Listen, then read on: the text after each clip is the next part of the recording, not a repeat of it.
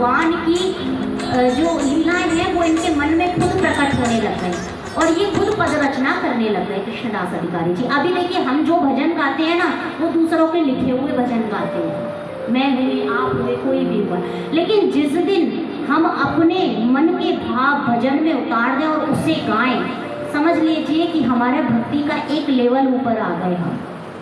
जिसने पाया उसने गाया। अगर हमने भक्ति पाली, ठाकुर जी पाली है, तभी हमारी इतनी सामर्थ्य हो पाएगी कि हम उसको, उन भावों को पंक्ति में, शब्दों में पिरोएंगे और उसको गाएंगे।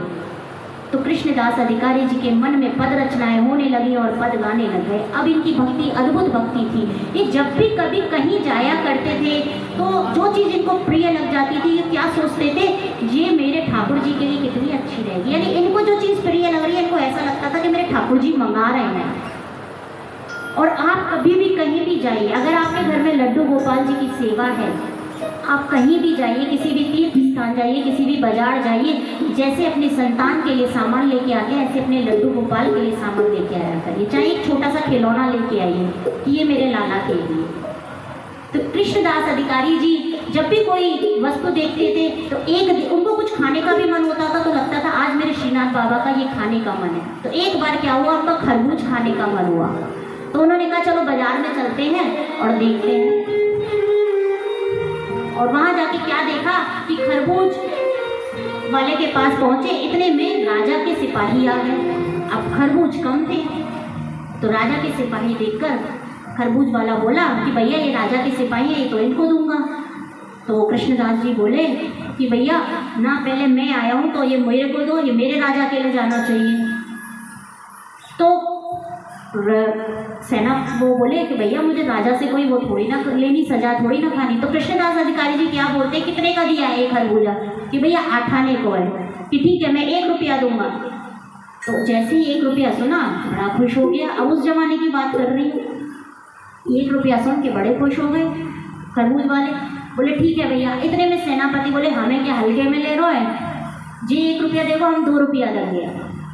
ऐसे करते करते करते करते बात आ गई 100 रुपये तक। अब उस जमाने के 100 रुपये, अच्छा जो कृष्णदास अधिकारी जी थे इनके जेब में पड़े हुए सिर्फ 25 पैसे थे, 98 भी नहीं पड़ी हुई थी, पर वो अपने राजा के लिए बात आ गई कि मेरे राजा के लिए ये चीज़ ली जाएगी, और ये संसारिक जो राजा बना हुआ है वो उससे ऊपर हो गया।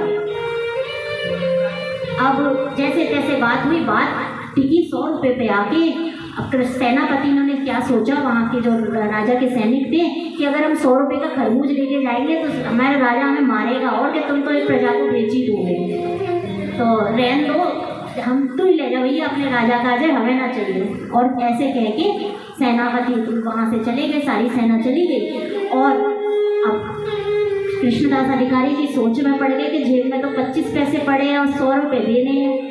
तो खरबूज वाले से बोलते भैया जाए साइड में रख ले, एक तरफ रख ले, और हम जो है अभी तेरे इंतजाम करके लाते पैसा।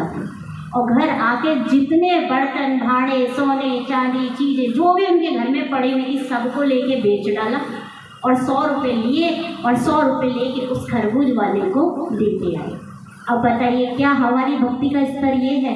देखने को तो कोई ये कहेगा क्या पागलपन है ये, लेकिन ये पागलपन नहीं है। आप उससे इसकी समानता करिए कि आपका बच्चा 500 रुपये का खिलौना मांग रहा है और आपके जेब में 200 रुपये पड़े हैं, लेकिन जैसे ही आपकी जेब में 500 रुपये आएंगे तो आपकी तुरंत इच्छा होगी कि मैं अपने उस बच्चे को 500 का खिलौना दिलवाऊंगी। होती है इच्छा या नहीं होती माता पिता की? तो वही भक्ति की चरम सीमा थी कि मेरे राजा के लिए, मेरे श्रीनाथ बाबा के लिए ये खरबूजा जाएगा। अब सब चीज़ें उठा के बेच बाच के पहुँचे खरबूज वाले के पास, वहाँ से खरबूजा उठाया और जाके पधरा दिया गोस्वामी जी की रसोई में कि आज जो है लाला को भोग लगेगा खरबूजे का। अच्छा खरबूजे, ये जो दोपहर में हम अपने ठाकुर जी का पर्दा गिराते हैं, घर में जो ठाकुर जी होते हैं या मंदिर में जो ठाकुर जी होते हैं, दोपहर में उनको पर्दा गिरा दिया जाता है। तो हम सब क्या बोलते हैं कि भगवान शयन कर रहे हैं, लेकिन दोपहर में भगवान शयन नहीं करते हैं, रात्रि में ही शयन होता है। दोपहर में जो भगवान है वो गौचारण के लिए जाते हैं। ऐसे ब्रजवासियों की मन की स्थिति रहती है। कि हमारे प्रभु शुरू से दोपहर में गौचारण के लिए जाया करते थे, तो शयन नहीं करते हैं, गौचारण के लिए जाते हैं। अब कभी आप मंदिर में जाएं और आपको कोई पूछे क्या पट बंद है कि हाँ हमारे ठाकुर जी गौचारण के लिए गए हैं, मत कहिएगा कि ठाकुर जी शयन कर रहे हैं। भगवान ऐसे टाइम पे टाइम थोड़ी ना हमारी तरह आलसी जो सोते रहेंगे, हमें सोवा लो, कब जब चाहे तब सोवा लो, भगवान जी थोड़ी ना सोएंगे ऐसे। तो वहाँ ऐसा मानना रहता है कि जब गौचारण के लिए ठाकुर जी जाते हैं तो जो जंगल होता है वहाँ की जो भीलनी होती है वो ठाकुर जी को भोग लगाती है फलों का। तो जब शाम को आप अपने ठाकुर जी को उठाएं तो कोई ना कोई भोग लगाएं, जब पर्दा खोलें तो जो है कोई ना कोई फल का भोग लगा।